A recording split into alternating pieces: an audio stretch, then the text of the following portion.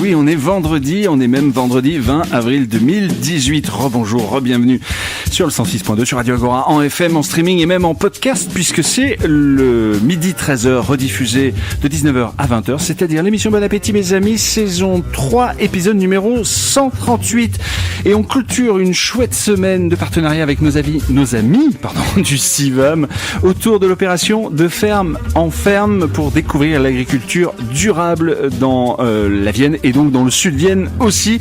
C'est la semaine prochaine, le 28 et le 29 avril, des visites gratuites. Et pour ça, dans quelques minutes, on reçoit Pascal Baudouin de la ferme du Bouchage à Lathu, en attendant The Roots. Bonjour Pascal. Bonjour. Pascal Baudouin de la ferme du Bouchage. Tu es là donc pour clôturer cette très très belle série de midi 13h rediffusée de 19h à 20h autour de cette opération de ferme en ferme organisée par le CIVAM. Donc c'est la semaine prochaine, 28 et 29 de ce mois d'avril, donc des visites gratuites. C'est hyper important de communiquer sur ces méthodes de travail, sur montrer un peu de sa vie et de son quotidien.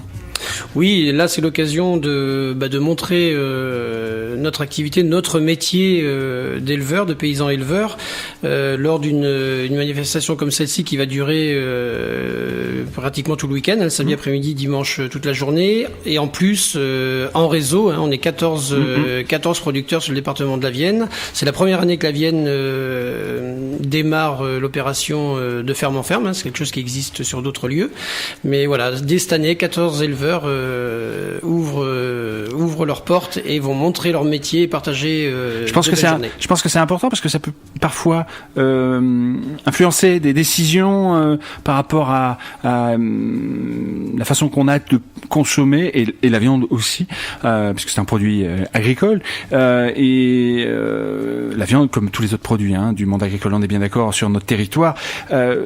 Parfois, des gens, le fait d'avoir comme ça un peu de pédagogie, un peu de partage, d'explication, ça peut parfois donner envie aux gens de se dire, juste de réfléchir à la façon qu'ils ont de consommer, qu'est-ce qu'ils consomment et comment est-ce que c'est produit, élevé, fabriqué, enfin... Bien sûr, oui. C'est des moments d'échange avec des approches complètement différentes au moment du contact avec les gens qui passent lors de ces journées. Très souvent, il y a une racine du monde agricole dans chaque famille. Ça permet aussi de dire mon père faisait comme ça, mon tonton faisait comme ça, mon grand-père avait ses méthodes, et ça leur permet de retraduire et de partager et de retrouver vraiment des façons dont on s'est pas tant éloigné. Il y a eu quelques évolutions dans des équipements, des choses pour nous aider à travailler, mais le fond de la production, surtout sur de l'agriculture durable, redonne beaucoup de repères ou permet aussi d'échanger et de se retrouver avec les gens qui passent chez nous, qui sont des consommateurs. Ouais. Et derrière ça, c'est sûr que ça va leur permettre soit de conforter leur choix ou leur mode de consommation. Et puis, quand on fait ton métier au quotidien, le fait de rencontrer les gens qui sont au bout de la chaîne, qui vont consommer tous tes produits, ça donne du sens, ça donne du relief.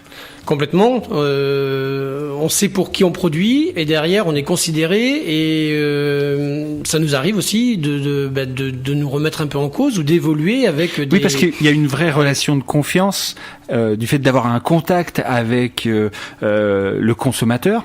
Ou le consommateur, on pourrait dire. Oui, on peut le nommer comme ça. Oui, c'est pas mal aussi. On rentre ensemble dans une relation de confiance, dans un vrai contact, et ça change pas mal de choses. Comme on s'est dit toute la semaine avec tes collègues des fermes du territoire, ça amène un vrai plus.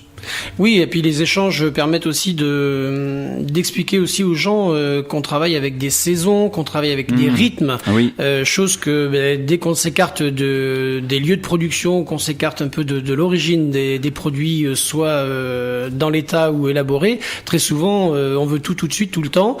Oui, mais c'est normal parce qu'il y a une vraie pression industrielle vers une normalisation, les mêmes produits partout, les mêmes produits toute l'année. Et c'est ça qui est intéressant. intéressant, c'est d'aller à contre-courant de cette volonté globale de normalisation. Complètement. Et puis c'est ce qui nous permet aussi, en l'expliquant, de faire partager des recettes différentes aussi aux gens dont ils n'ont pas pensé. C'est aussi d'expliquer que dans mon domaine, sur une carcasse de bœuf ou de veau, on peut pas avoir pour tout le monde la même pièce. Il va falloir qu'à un moment donné, les gens ils partagent, ils réservent s'ils ont un besoin important, sur lequel ils peuvent s'engager, ils réservent à l'avance. Et puis l'échange fait que on arrive toujours à trouver une solution. On peut, moi je le vois du fait que je participe au magasin de marché équitable à Montmorillon en tant que producteur présent dans le magasin très régulièrement. Il y a vraiment un échange avec nos consommateurs qui est riche et qui permet de faire avancer tout le monde. Et ça, c'est vraiment fait d'être près d'eux qui... C'est ce que je disais tout à l'heure, ça donne du relief à ta profession et à la façon que tu as de la driver, quoi. C'est-à-dire le fait d'avoir... Tu n'es pas juste dans le process d'élevage ou de fabrication. Tu as conscience de ce qui se passe après. Tout à fait. On présente la ferme du Bouchage ? Alors, la ferme du Bouchage, c'est une exploitation sur laquelle je suis installé depuis 1996 en installation hors cadre familial. J'ai repris cette exploitation en location et j'ai constitué un troupeau de Quand tu dis hors cadre familial, ça veut dire que t'es pas tombé dedans Alors, je suis issu du milieu agricole. Mes parents étaient agriculteurs sur un autre département, un autre territoire, mais je n'ai pas pris la suite. J'ai travaillé à l'extérieur dans du para-agricole, sur le territoire quand même du Mont-Morillonnais, que je connais un peu, même si je suis originaire du Limousin.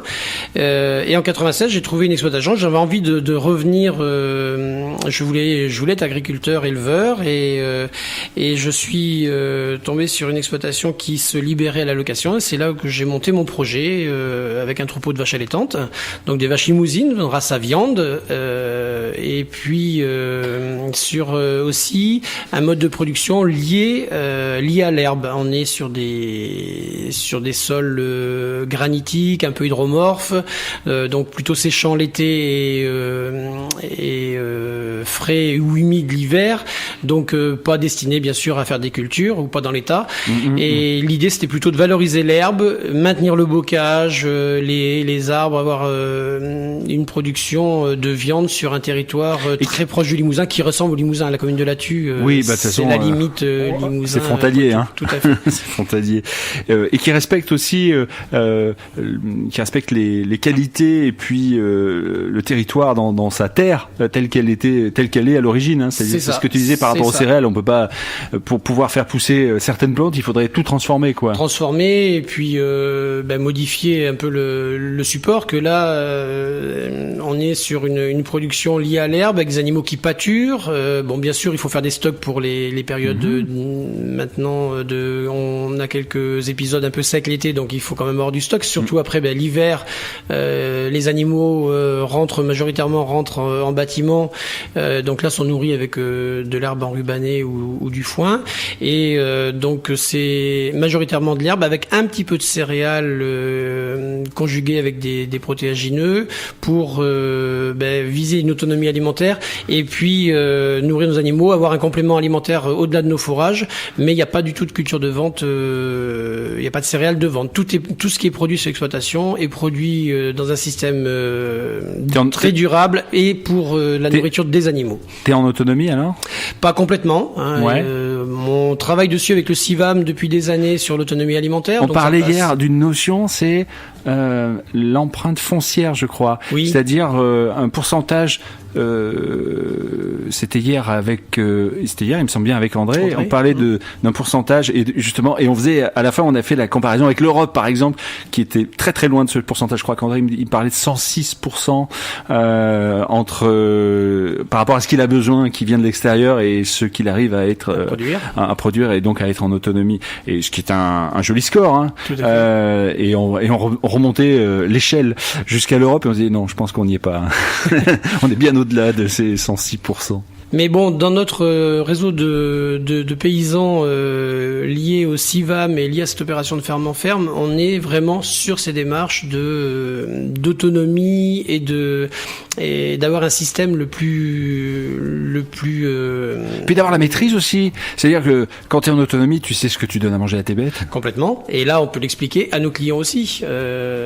C'est aussi des choses qu'on a vécues, que le monde agricole a vécu avec les farines animales dans les années 90. Ouais, on va remettre les choses dans le contexte. Donc, donner des farines animales à des animaux qui sont tous sauf carnivores, ça marchait quand même sur la tête. Oui, tout à fait. Surtout quand on fait manger des farines animales de la même espèce à l'intérieur de réseaux. Donc là, voilà, ça, nous on oublie. C'est pas du tout les démarches qu'on a envie de. Non, mais évidemment. C'était juste de remettre dans le contexte pour justement insister sur le fait que ça marchait sur la tête dans ces époques-là. Tout à fait.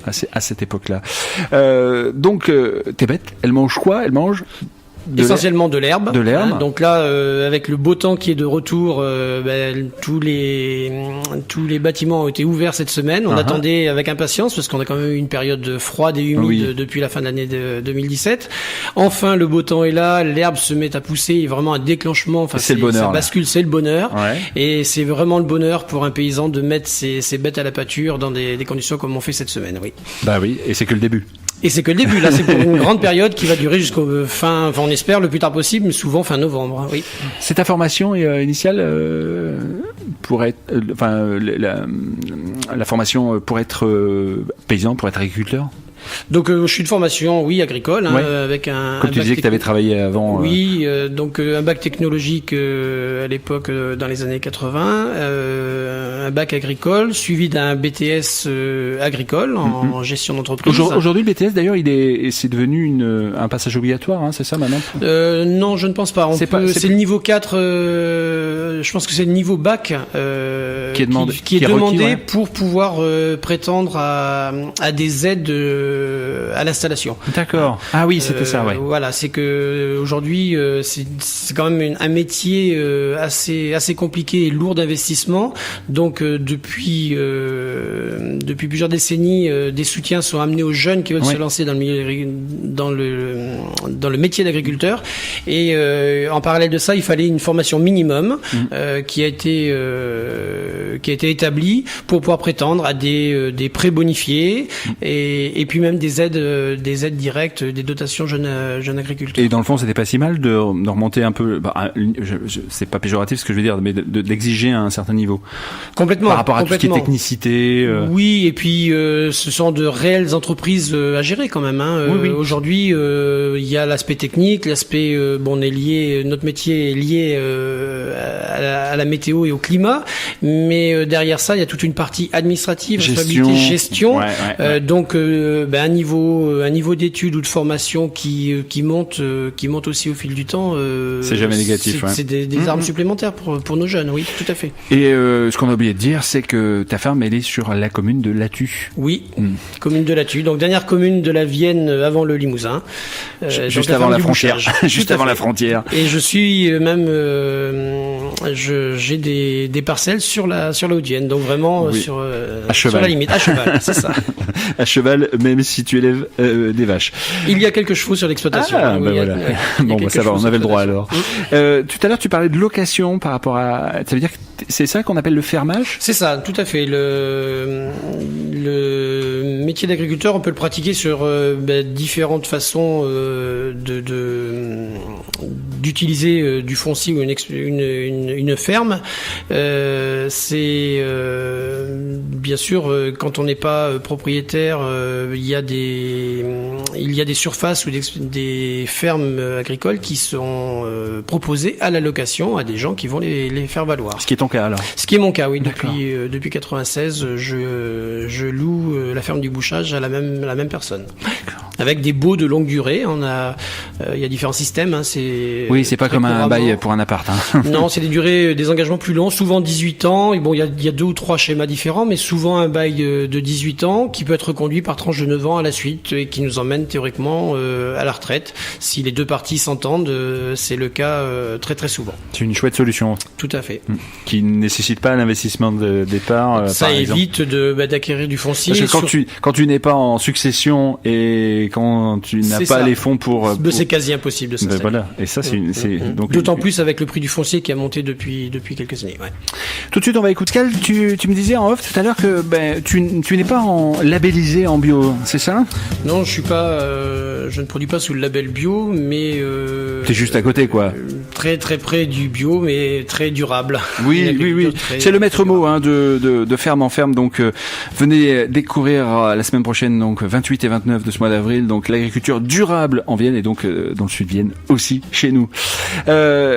Finalement, ce qui compte, c'est pas le label. C'est le label important, mais c'est plutôt de se rapprocher et d'être dans une démarche. C'est ça. Ce qui compte, c'est de comment est-ce que la bête est élevée ou comment est-ce que la plante est comment dirais-je, produite, je sais pas. Produite, oui. Ouais, on peut dire. Bah oui, parce que finalement le label, c'est un cadre, évidemment, ça peut être contraignant. Donc, ce qui est vraiment très très important, c'est surtout la démarche. La démarche, et puis après notre action sur le territoire. On est avec notre groupe de producteurs, on a créé un atelier de découpe à Adrier qui a été mis en service en 2015.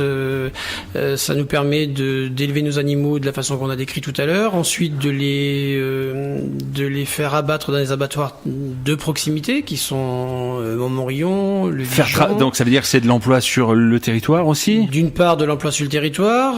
Après, sur la partie bien-être animal, c'est des animaux qui sont accompagnés au dernier moment. Moi, je transporte mes animaux, j'en ai pour 10 minutes pour les amener à l'abattoir de Montmorillon, comme beaucoup de collègues qui font du circuit court. Ça veut dire aussi des animaux qui ne sont pas stressés et qui se tapent pas 1000 km à l'arrière d'un camion. Souvent, oui, c'est des choses qui peuvent arriver, mais bon, on est contre ce phénomène-là. Mais oui, bien sûr. Parce que derrière, on veut aussi une viande de qualité. Il y a le mode de production qui est important. Il y a aussi un abattage local dans de bonnes conditions. Et puis après, on a notre atelier de découpe que l'on gère et que l'on partage avec un boucher prestataire de renom maintenant, parce que depuis 3 ans qui pratique pour nous, on a quand même c'est ce qu'on se disait ces derniers jours avec tes collègues, c'est de la technicité, c'est du talent aussi, c'est même du talent, enfin c'est vraiment la façon qu'on a découpé la viande. J'en profite pour saluer nos amis végétariens, hein. On va parler un peu technique là 2 secondes. La façon qu'on a découpé la viande donc en atelier comme ça influe sur le goût. Sur le goût et la qualité, la tendreté, d'aller chercher certaines pièces qui, dans des découpes plus intenses ou industrielles, ne sont pas du tout préparées. Genre découpées à la scie. Ou quelques petites pièces nobles qui sont sur des petites quantités, que des consommateurs avertis nous demandent, apprécient. Avec un artisan boucher, on peut aussi se faire plaisir. Lui est formé et a envie de travailler dans ce sens-là, et nous derrière on peut retransmettre et apporter une gamme beaucoup plus large, et ça c'est vraiment vraiment très chouette aussi à vivre à ses côtés. Et là aussi c'est de la mutualisation, c'est du réseau.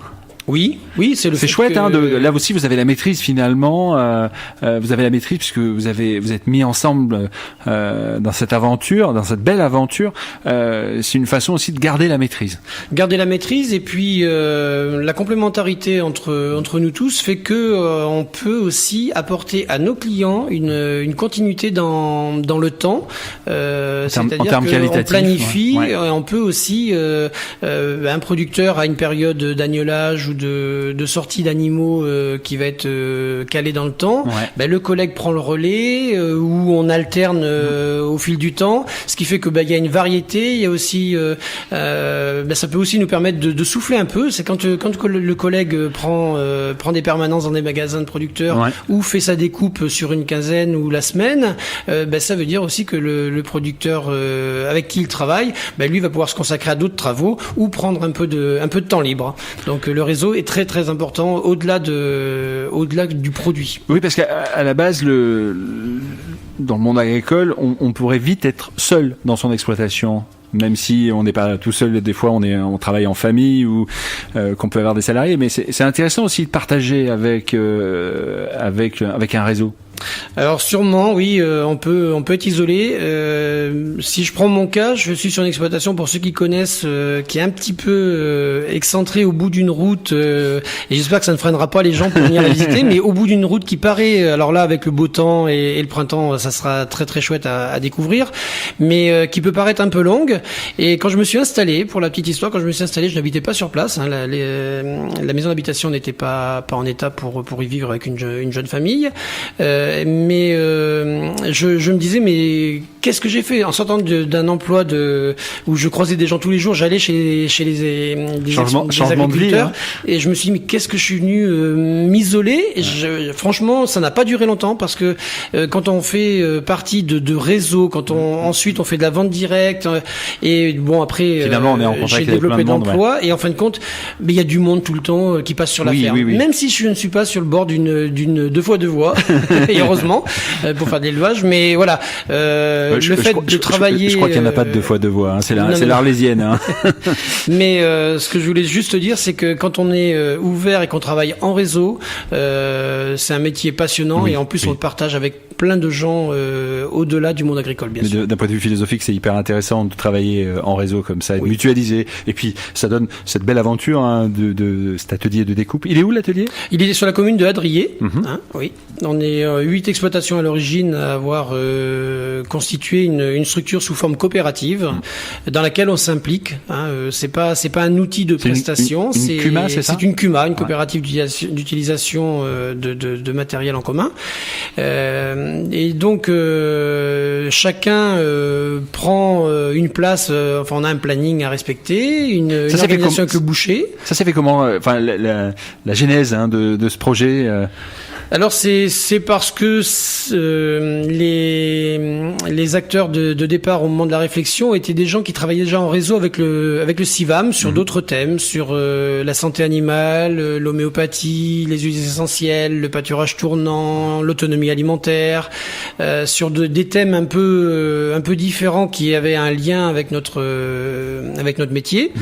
Et chacun faisait à différents degrés de la vente directe avec des formes complètement différentes. Certains faisaient appel à des prestataires un peu éloignés, d'autres avaient des solutions qui ne duraient pas dans le temps, avec un boucher qui prendrait une retraite, et ça a permis une réflexion. Et le CIVAM nous a permis de fédérer un groupe, d'étudier. Le CIVAM a coordonné un peu. Tout à fait. Toutes vos énergies pour arriver jusqu'à cet atelier. C'est ça.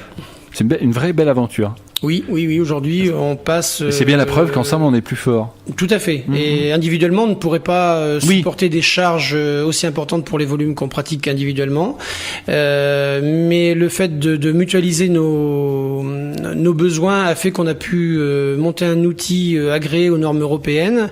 Et auquel cas, aujourd'hui, la viande issue de cet atelier peut être diffusée dans des collectivités, la restauration, ce qui fait que derrière ça, on peut parler aussi de Mon Plateau, qui est une association locale sur notre territoire du Mont-Morillonnais, qui met en relation les producteurs et les clients qui sont les collectivités, collèges, lycées, EHPAD, écoles, à tout âge, restaurants. Voilà, on peut manger local et toute la vie. Faire travailler une structure et être bras dessus bras dessous producteur producteur, consommateur, vraiment, oui.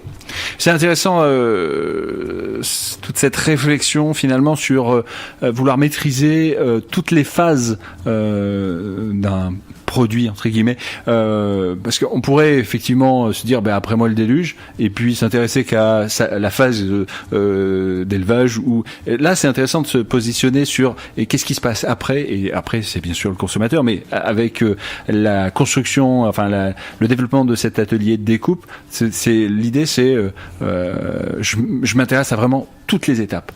Oui, et puis il y avait un réel besoin. On avait la production, on avait les consommateurs, et on n'avait pas d'outils qui convenaient à l'élaboration ou à la découpe qu'on attend.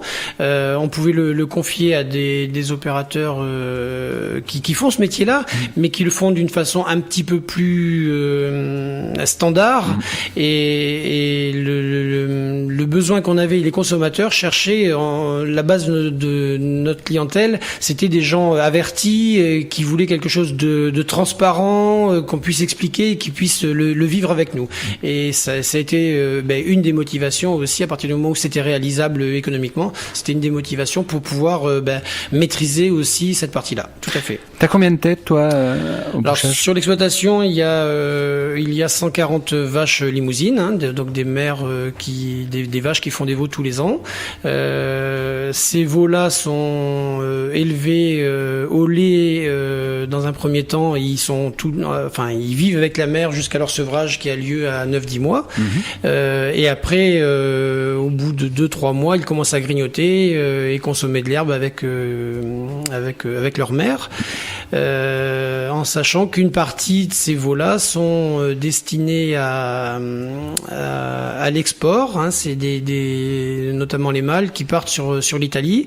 Par contre, les femelles restent sur l'exploitation pour devenir de futures mères, de futures vaches, et ces jeunes vaches qui sont destinées à devenir la viande qui est produite. Et puis en off, tout à l'heure, on parlait justement de la philosophie globale de ton exploitation. Je suis désolé, je vais dire encore une fois le mot exploitation de ta ferme, et puis de tout ce qui est méthode, tout ça. On parlait de la reproduction justement, parce que pour pouvoir avoir des veaux, il faut et à un moment il faut que ça se reproduise, ces bêtes là.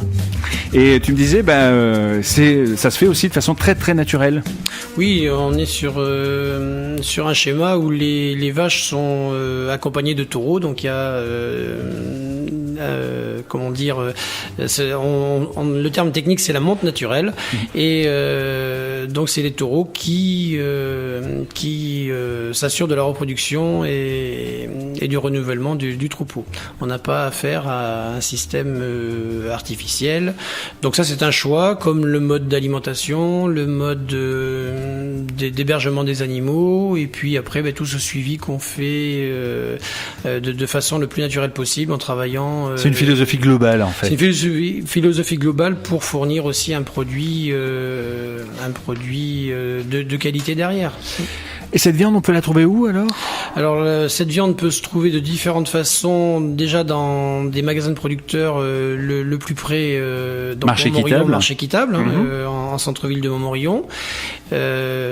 Ensuite, la boutique d'à côté à l'île Jourdain, un petit magasin de producteurs qui a été mis en place par une association de consommateurs, enfin vraiment des gens qui se sont pris en main, qui sont allés chercher des producteurs pour amener une gamme de produits. Donc là, le samedi matin à l'île Jourdain. Ensuite, j'ai un collègue qui a un magasin de producteurs sur Poitiers qui s'appelle L'eau à la bouche, dans lequel avec quelle belle expression. Oui aussi, qui lui est producteur de pommes et de fruits, mais qui accueille et qui a étoffé sa gamme avec des produits de collègues dont on fait partie avec Philippe Alamôme. Donc pour le bœuf, je mets aussi du veau rosé dans ces points-là. Et ensuite, c'est des restaurants directs, ça peut être les MJC de Montmorillon quand ils veulent faire un repas à thème. C'est un concours de belote ou un loto qui peut proposer une viande locale et faire la promotion de nos produits. Et ensuite, la formule plus directe, c'est le colis sur commande par par des consommateurs qui peuvent acheter et partager des fois en famille un colis de 10 kilos en bœuf ou 5 kilos en veau. Et je rappelle que la semaine prochaine, le 28 et le 29 avril, il y a l'opération de ferme en ferme pour découvrir l'agriculture durable en Vienne et dans le sud de Vienne. Il y a un site, c'est www.defermeenferme.com et puis là-dessus, c'est facile d'aller obtenir toutes les infos sur toutes les fermes qui sont disponibles durant ces portes ouvertes entre guillemets pour découvrir l'agriculture durable sur notre territoire. Les visites sont gratuites. C'est le 28, c'est le 29 avril. Pascal, merci beaucoup.